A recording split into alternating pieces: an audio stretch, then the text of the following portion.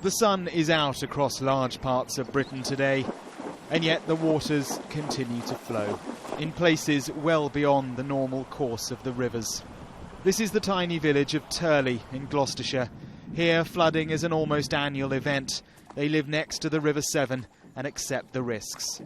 But even here, they're convinced it's happening more often and for longer periods. Anne Turner has been here since the 70s. The main difficulty is for all the people who use it as a through route for the Forest of Dean, Newlands area, because it's miles round to get anywhere when you live here. In some ways, it's not as bad as 2007.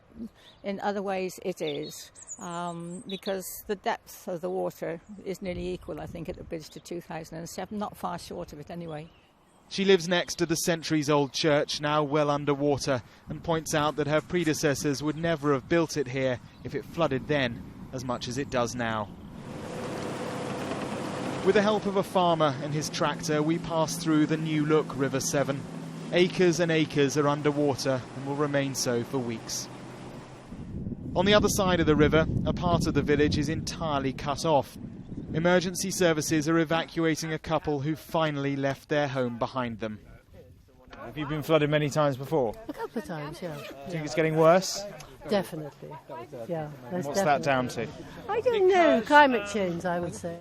Essentially, this couple's security and safety was threatened. But is the frequency of all this a risk to national security? Yes, according to Ed Miliband. Climate change will mean more floods and more storms. And that's why we've got to treat it like any other national security issue. And that means uniting as a country behind a national effort to do more to defend against the floods, to invest in clean energy, and to show leadership internationally to persuade other countries to be part of the fight against climate change.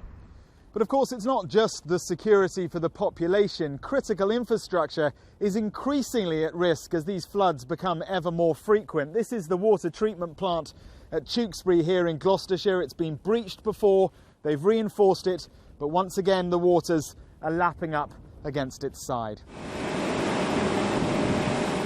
The government is clear, though, that it is across all this. Short term, ironically perhaps, with diesel pumps, but long term too.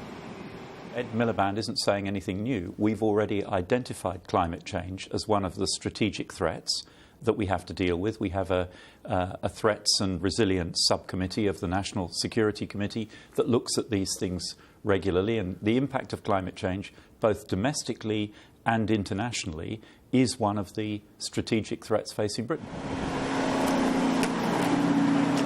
If it is a strategic threat, or becomes one, it's apt that it's the military who are now a central part of the effort to help where they can. Mark Stone, Sky News in Gloucestershire.